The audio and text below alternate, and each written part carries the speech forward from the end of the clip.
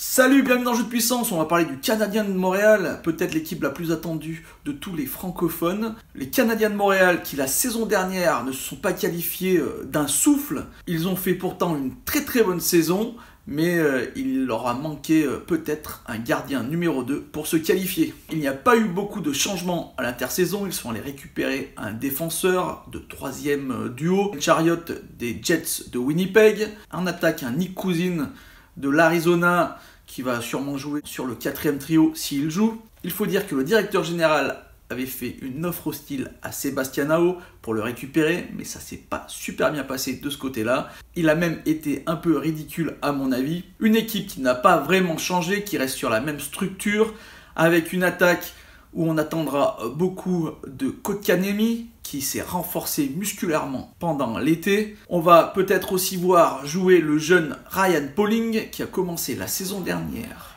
lors du dernier match de la saison avec 4 buts. C'est vraiment pas mal du tout. Et en plus, en ce moment, dans le camp d'entraînement, il fait plus que bien. Attention à certains joueurs, je pense notamment à Jonathan Drouin. Jonathan Drouin qui montre quelques signes de faiblesse, il n'est pas très bon et surtout pas très constant. Il faut dire qu'à mon avis, s'il n'était pas québécois, je ne crois pas que le Canadien l'aurait récupéré. Ça reste, à mon avis, un joueur surévalué dans cette équipe.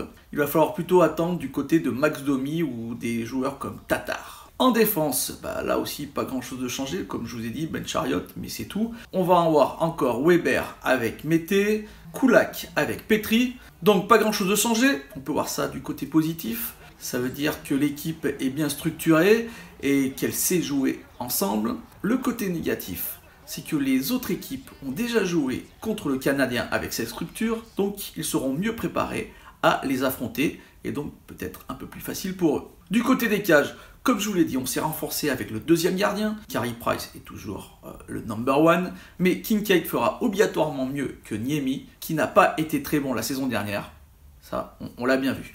Mes prédictions pour cette équipe, les Canadiens sont dans la division Atlantique. Les 3 premières places vont être très difficiles à aller attraper. Il faudrait vraiment un miracle. On a le Lightning, les Maple Leafs et les Bruins qui sont à mon avis les 3 premiers. Donc il faudra se battre contre la Floride pour avoir la 4e place. Et donc ça se jouera sur une wildcard, tout en sachant que la métropolitaine, là-bas aussi ça va être des équipes très dures qui se sont renforcées. Donc, à mon avis, c'est très compliqué pour le Canadien. Il faudra vraiment un concours de circonstances pour que cette équipe se qualifie. Mais l'espoir pour le Canadien, c'est dans le futur, non pas cette saison, mais les saisons prochaines. Il y a vraiment tout un panel de jeunes qui arrivent très intéressants. Et c'est peut-être du côté de Laval cette saison qu'il faudra suivre le futur du Canadien. Voilà, j'espère que cette vidéo vous a plu. Si c'est le cas, n'hésitez pas à la commenter, à la partager ou à la liker. On parlera des Predators de Nashville lors de la prochaine vidéo. Donc à bientôt, ciao!